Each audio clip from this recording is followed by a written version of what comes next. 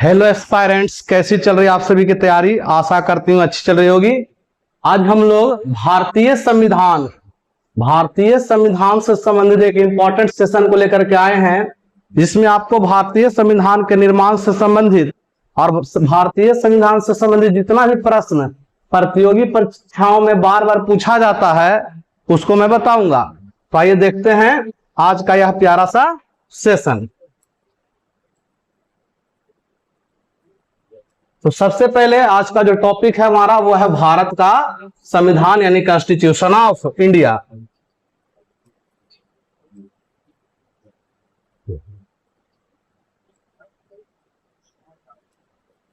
तो कहता है कि भारत ने स्वतंत्रता प्राप्ति के बाद आधुनिक मूल्यों एवं संस्थाओं का स्थापित करने के लिए एक लिखित संविधान अपनाया।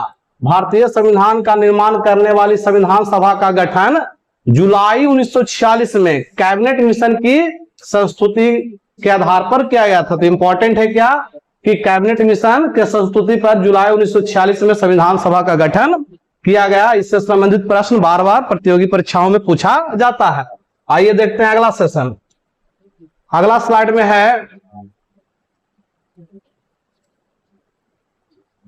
भारतीय संविधान विश्व का सबसे विशाल संविधान है। इसके निर्माण में 2 वर्ष 11 माह और 18 दिन का समय लगा था। इसमें आरंभ में 305 अनुच्छेद, 22 भाग और 8 अनुसूचियां थी, लेकिन वर्तमान में अनुसूची की संख्या 12 है।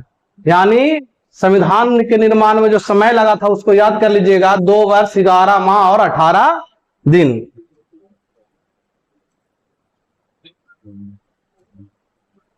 कहता संविधान सभा का प्रथम अधिवेशन 9 दिसंबर 1946 को संपन्न हुआ था और मुस्लिम लीग ने संविधान सभा की पहली बैठक का बहिष्कार किया था और डॉक्टर सच्चिदानंद सिन्हा ने संविधान सभा के प्रथम अधिवेशन की अध्यक्षता की थी, जो कि अस्थायी तौर पर इस पद पर नियुक्त किए गए थे। तो प्रश्न आता कि संविधान सभा के अस्थायी अध्यक्ष कौन थे? तो उसका सही जवाब है डॉक्टर सच्चिदानंद सिन्हा। इसके जस्ट 2 दिन बाद यानी 2 दिन बाद 11 दिसंबर 1946 को डॉक्टर राजेंद्र प्रसाद को संविधान सभा का अस्थायी अध्यक्ष नियुक्त किया जाता है। तो प्रथम अस्थायी अध्यक्ष डॉक्टर सच्चिदानंद सिन्हा और अस्थायी अध्यक्ष पूछेगा तो डॉक्टर राजेंद्र प्रसाद। आगे देखते हैं।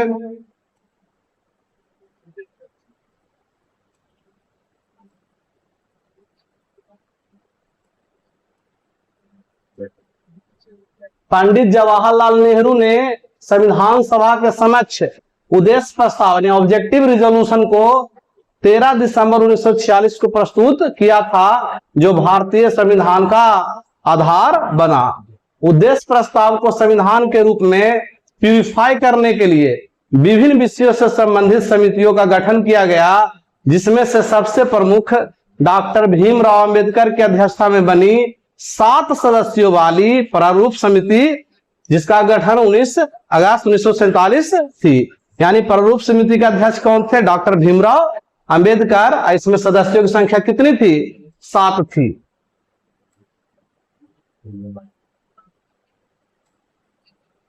अगला आप लोग देखते हैं स्लाइड।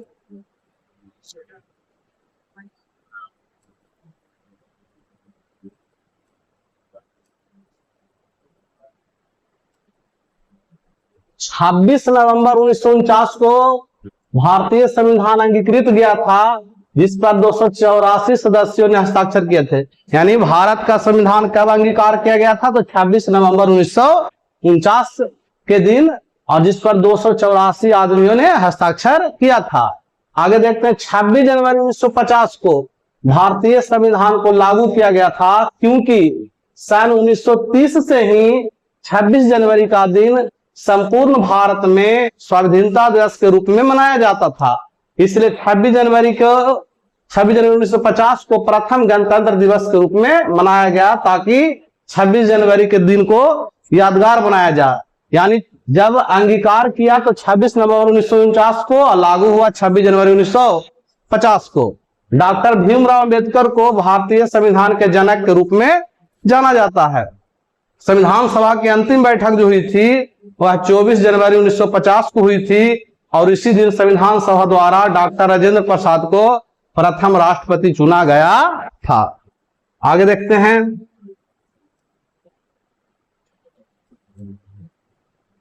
42वें संविधान संशोधन 1976 द्वारा इसमें पंथ निरपेक्ष, समाजवादी तथा अखंडता शब्द जोड़ा गया था भारतीय संविधान में।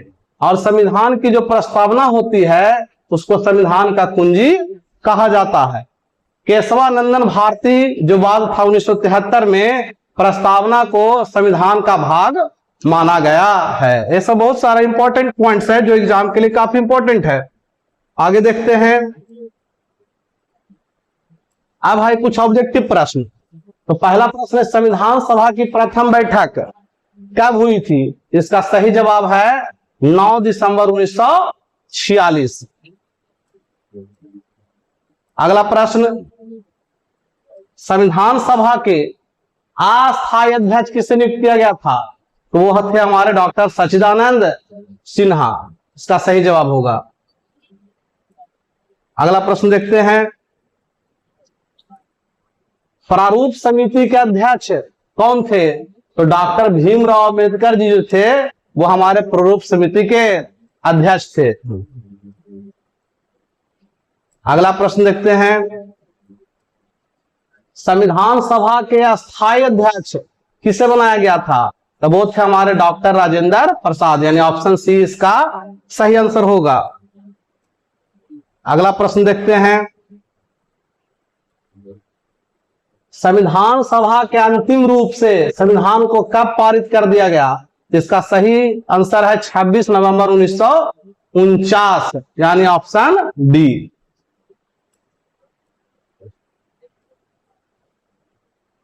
अगला प्रश्न है, भारतीय संविधान किस दिन से पूर्णतः लागू हुआ था? तो वह हुआ था 26 जनवरी 1950, ऑप्शन डी। अगला क्वेश्चन देखते हैं। अगला क्वेश्चन है, भारत कब गणतंत्र बना? इसका सही जवाब है 26 जनवरी 1950, क्योंकि इसी के दिन हमारा संविधान लागू हुआ था। अगला प्रश्न, भारतीय संविधान के किस भाग को उसकी आत्मा कहा जाता है? तो वह कहा जाता प्रस्तावना को, यानी ऑप्शन सी जो होगा इसका सही जवाब होगा। अगला प्रश्न देखते हैं। संविधान सभा ने राष्ट्रगान को कब स्वीकार किया था? तो वह स्वीकार किया था 24 जनवरी 1950, यानी ऑप्शन ए सही जवाब।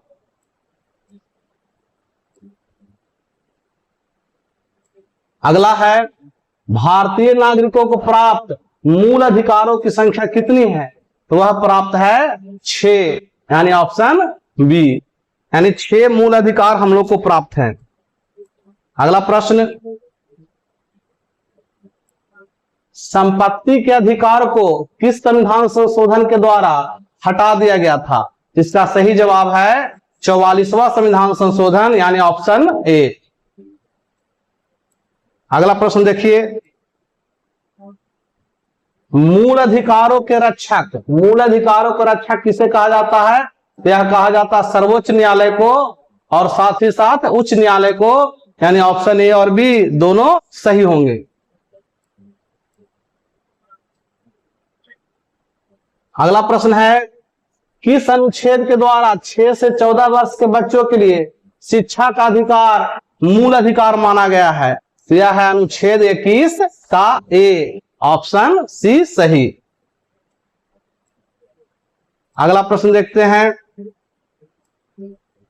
लोक कल्याणकारी राज्य की अवधारणा किसमें निहित है?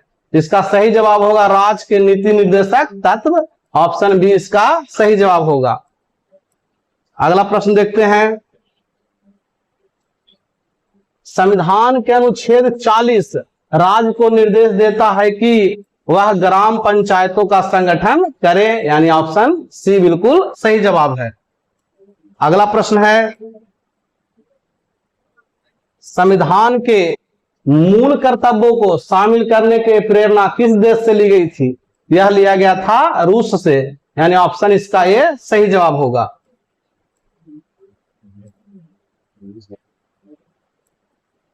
संविधान में मूल कर्तव्य की कुल संख्या कितनी है?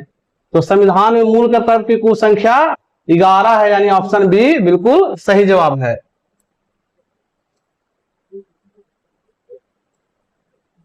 संविधान में मूल कर्तव्यों को किस समिति के अनुशंसा के आधार पर शामिल किया गया था? यह शामिल किया गया था स्वर्ण सिंह समिति, यानी ऑप्शन सी इसका बिल्कुल सही जवाब होगा। नेक्स्ट क्वेश्चन है, भारतीय संघ की शक्ति किसमें निहित है? तो इसका सही जवाब है राष्ट्रपति, यानी ऑप्शन सी इसका बिल्कुल सही आंसर होगा। अगला प्रश्न देखिए, राष्ट्रपति के निर्वाचक मंडल में शामिल हैं, इसका जो जवाब होगा संसद के दोनों सदनों के निर्वाचित सदस्य और राज्य के विधानसभाओं के निर्वाचित सदस्य, यानी ऑप्शन सी इसका बिल्कुल सही जवाब होगा। नेक्स्ट क्वेश्चन है, राष्ट्रपति के कार्यकाल की अवधि कितनी होती है? यह होती है 5 वर्ष, ऑप्शन बी भी इसका सही जवाब होगा। अगला प्रश्न है, राष्ट्रपति पद के चुनाव के लिए कौन सी विधि अपनाई जाती है? तो इसका जवाब है आनुपातिक प्रतिनिधित्व, एकल संक्रमणीय और अप्रत्यक्ष मतदान, यानी बिल्कुल सभी। नेक्स्ट क्वेश्चन देखिए,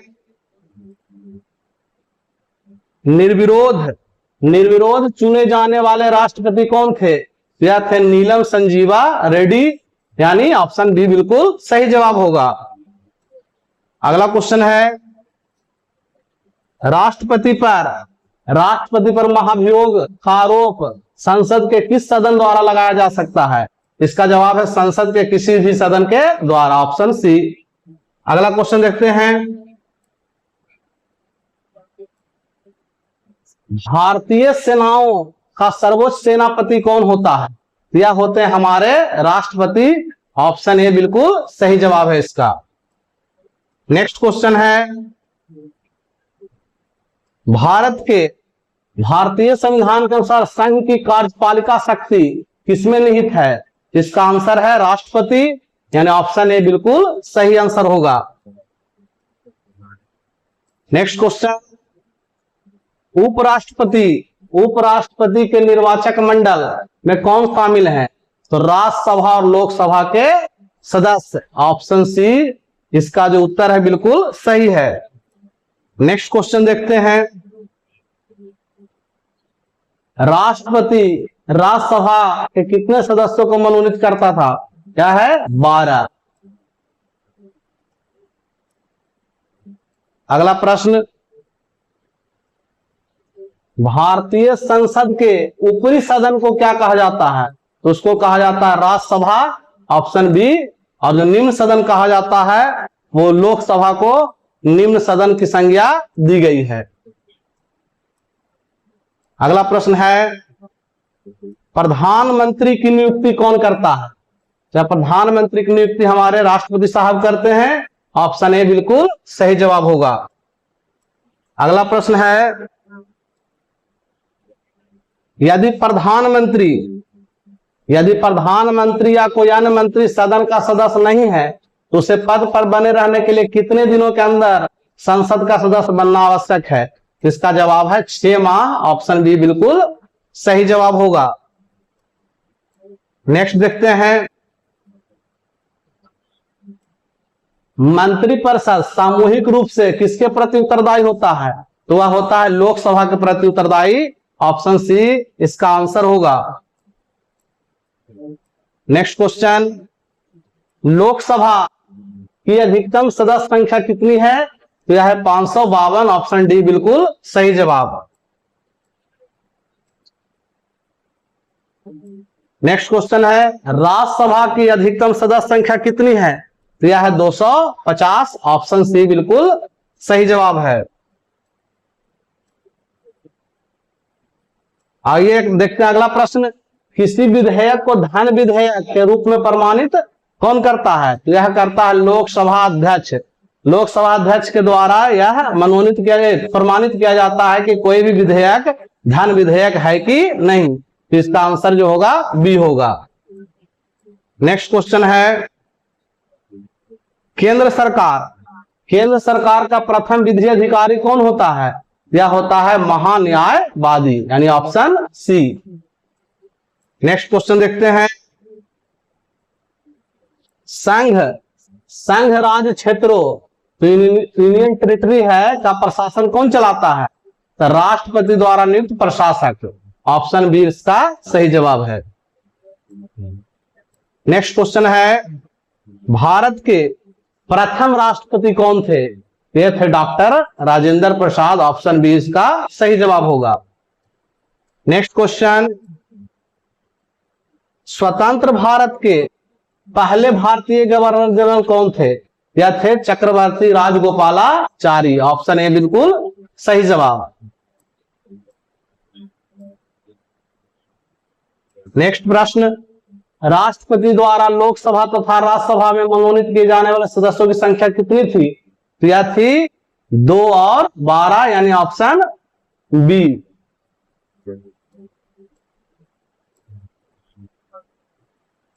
अगला प्रश्न है, लोकसभा एवं राज्यसभा के 2 अधिवेशनों के बीच अधिकतम कितने समय का अंतर होना चाहिए? तो वह है 6 माह, 6 मंथ का अंतर होना चाहिए अधिकतम। नेक्स्ट प्रश्न, राज्य की कार्यपालिका का प्रमुख कौन होता है? तो राज्य का जो कार्यपालिका का जो प्रमुख होता है वो होते हैं हमारे राज्यपाल साहब, यानी ऑप्शन बी बिल्कुल सही है। अगला क्वेश्चन देखते हैं, संविधान के अनुसार विधानसभा के सदस्यों की अधिकतम संख्या होती है? तो यह होती है 500, यानी ऑप्शन ए बिल्कुल सही है। अगला प्रश्न है, वर्तमान में भारत में कुल कितने राज्यों में विधान परिषद है? तो यह है 6। इसकी संख्या पहले 6 थी। Answer D. अगला प्रश्न है, राज्य का मंत्रिमंडल सामूहिक रूप से किसके प्रति उत्तरदायी होता है? तो यह होता है विधानसभा, यानी ऑप्शन ए होगा इसका सही। अगला प्रश्न है, विधानसभा का वर्ष में कम से कम कितने अधिवेशन होने चाहिए? यह होना चाहिए 2, यानी ऑप्शन ए। अगला प्रश्न है, किस राज्य में विधानसभा सदस्यों की संख्या सर्वाधिक है? यह है उत्तर प्रदेश, यानी ऑप्शन बी। अगला प्रश्न, जम्मू कश्मीर राज्य को किस अनुच्छेद के अंतर्गत विशेष राज्य का दर्जा प्राप्त था? तो यह था अनुच्छेद 370, यानी ऑप्शन सी। अगला प्रश्न है, भारत का नियंत्रक एवं महालेखक परीक्षक किसके द्वारा नियुक्त किया जाता है? तो यह नियुक्त किए जाते हैं भारत के राष्ट्रपति के द्वारा, यानी ऑप्शन बी इसका सही जवाब होगा। नेक्स्ट प्रश्न है, भारत का उच्चतम न्यायालय कहां अवस्थित है? यह अवस्थित है नई दिल्ली में, यानी ऑप्शन इसका ये सही होगा। आशा करता हूं यह जो सेशन है आप सभी के लिए काफी इंपॉर्टेंट है और इस सेशन से हूबहू प्रश्न आपको आगामी प्रतियोगी परीक्षाओं में देखने को मिलेंगे। तो आज तक इस वीडियो में इतना ही, मिलते हैं अगली वीडियो में, तब तक के लिए जय हिंद जय भारत।